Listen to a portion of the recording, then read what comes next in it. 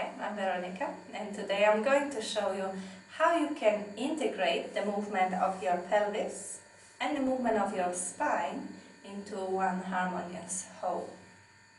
So we're going to begin lying down on the back.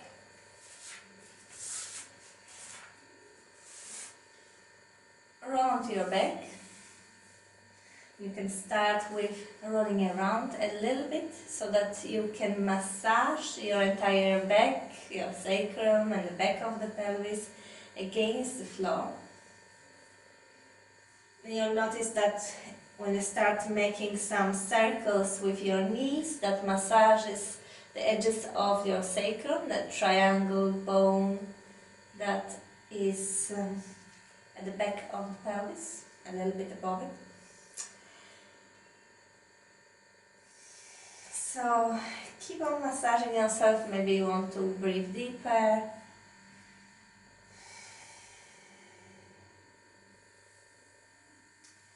And then land with one foot on the ground, land with the other foot on the ground. So we're going to stay for a moment in this constructive rest pose. That is a position when you have your knees bent and feet on the ground. And it's up to you where exactly you want to place your feet. So take some time to find that ideal position, somewhere where they're not too far away so that you don't have that feeling that they're sliding away from you, but also not so close that you feel that everything is tensing up. You want to retain that natural curve in your lower back and keep your legs, your groin relaxed. Keep your arms wherever it feels comfortable for you.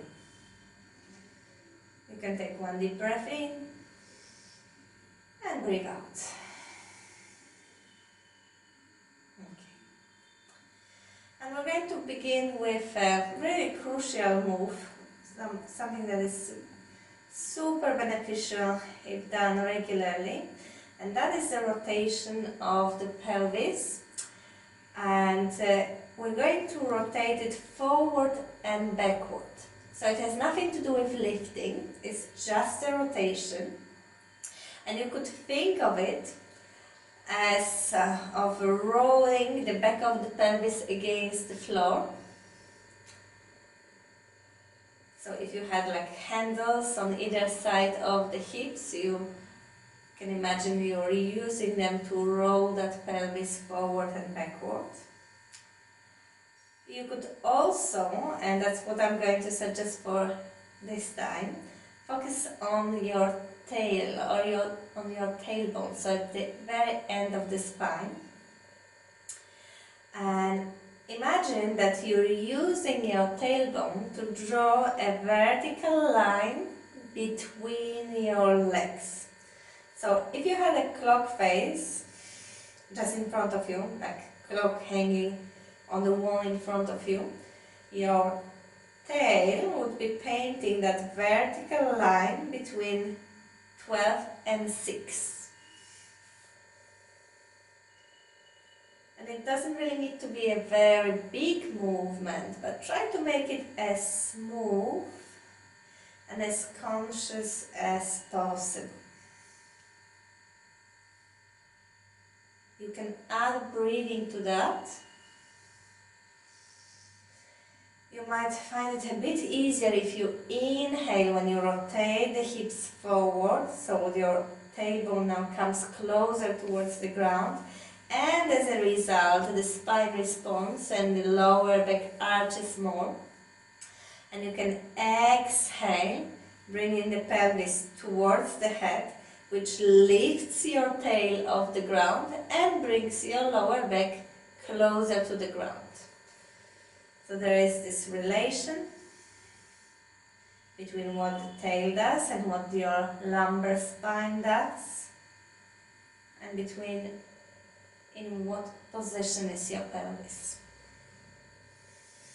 On each inhale, pelvis rotates forward and there's more lumbar curve, and on exhale, pelvis rotates towards the head and back comes closer towards the floor. And you might notice that that movement of the spine travels much higher up. So if you relax the rest of the body enough, at some point your head might start responding and your nose would start drawing a line on the ceiling.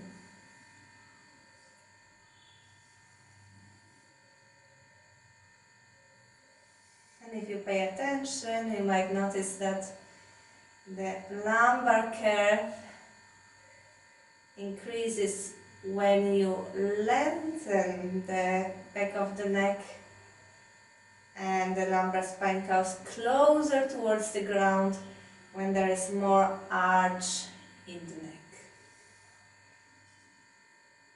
And if you don't notice that, don't worry.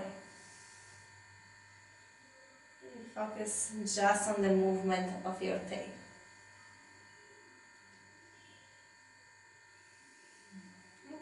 And then come to some neutral position. And now we're going to try the movement between 9 and 3 at the same clock, if we imagine that clock hanging in front. So this is the movement of the pelvis. So the legs might respond, but it's very, very slightly. They almost don't move. What happens instead is that rocking motion between the right and the left side of the pelvis. So alternately, one hip bone will be higher than the other, and you will have that sensation of massaging across the pelvis, from right to left, with very little response from the legs.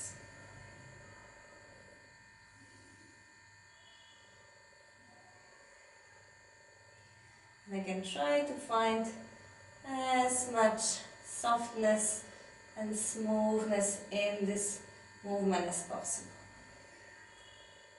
Come back to the center. Now, those two moves might already feel quite challenging, so in this case, stay with that. And after some practice, you might want to combine them into one spinning plate movement. So if you imagine that you had a plate lying on your belly, it would be spinning around like this, affecting the position of your tailbone and of your lumbar spine as a result. So it's going to those positions, those 4 positions we discussed before. Rotating the pelvis forward so that there's more lumbar curve and the tailbone is touching the ground. And then tilting everything more to the right, so the left hip becomes higher than the right. And then bringing the pelvis towards the head, lower back close to the ground, and the tail lifts. Rotating more to the left, so the left hip is lower, right hip is higher. And moving back to that position when the hips are rotated forward. And combining that into large circles. And it might feel quite mechanical, almost rusty in the beginning. It might be difficult to get a sense of how to do it. But don't get discouraged. Keep on practicing. With time it will become easier. And you could try that in the other direction. It could feel easier to do it in the other direction. Okay. And come back to the center. Right. Next thing we're gonna try, you can bring your heels closer towards your buttocks, so that you have a feeling that your heels are underneath the knees. And we have them in this position so that it's easier to transfer the weight down through the feet. Okay. Now, we're going to come back to thinking of the tail. and the tail will start lifting upwards again.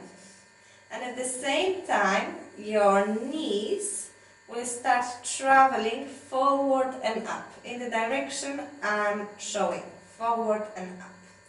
So the moment these two actions happen, there is a rotation happening in your pelvis, and your sacrum might start feeling a bit lighter on the ground, and the lower back will be closer to the ground or touching the ground. And you can stop here for a moment, give as much weight as you can through the feet, so not push away, but just keep the weight on the feet, so that you can relax more the front of the body. You could even caress gently the whole front of the body, from the lower ribs, through the abdomen, through the groins, through the thighs, encouraging all that area to release and relax as much as possible. And then you can release the arms and keep on giving more weight through the feet. We're gonna start coming to a very, very gentle and very, very small bridge. So it's not about pushing yourself up at all.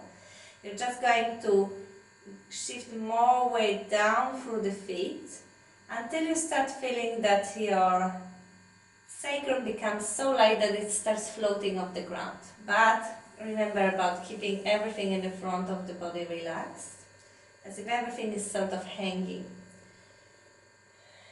And keep on transferring that weight down through the feet, feeling how that lifts gradually vertebrae of your lumbar spine.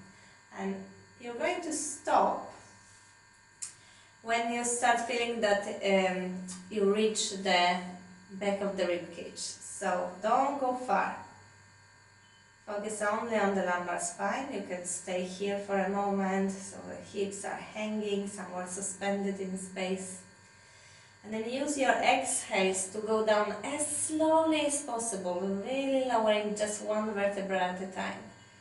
Exhale to lower one vertebra. Exhale to lower another one, and so on. Eventually your sacrum will return to the ground, and once the sacrum is back, your pelvis can rotate into its neutral position. So you're coming back to that small arch in the lower back.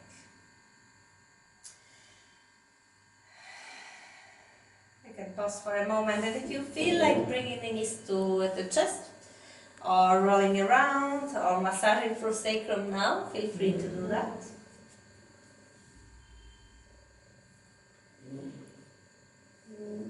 And we're going to do just one more move, which is requires less focus. It's more light and fluid. So you can move your arms out to the sides with palms turned up. And keep your feet apart, doesn't really matter how wide apart. And come back to that movement of the hips from right to left, but this time the legs join in two. And after a few moves, encourage the legs to go farther and farther, eventually letting them drop as far as they wish. Come back to the center and do the same on the other sides. And then start adding to that the head. So we're combining it now with the upper body. When the knees drop to the left, your head rolls to the right. And then everything comes back to the center at the same time. And if the knees drop to the right, the head rolls to the left. Everything returns to the center at the same time. So again, it's not about reaching as far as possible or doing it fast. Do it slowly, but in a very synchronized way.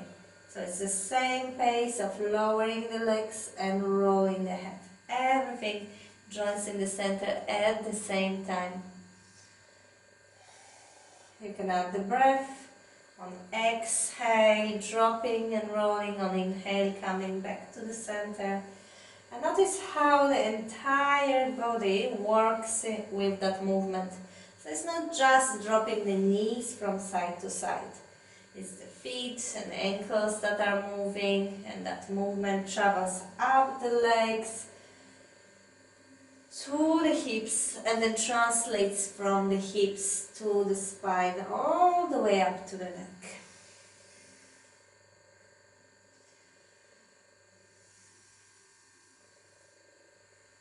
You could keep on going like that forever,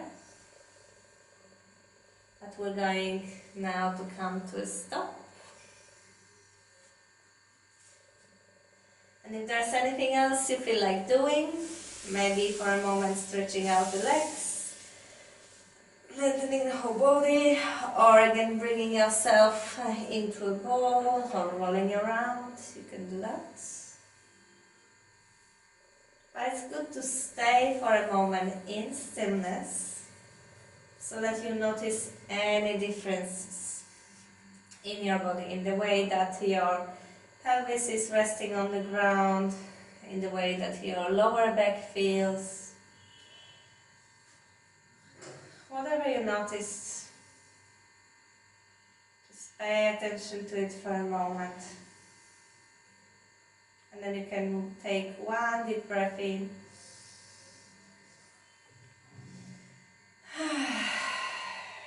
Deep breath out. Roll to one side and stay on the side for some time in the fetal position, slightly curled up. Use your hands to push yourself away from the ground to come up. I hope you enjoyed. Thank you.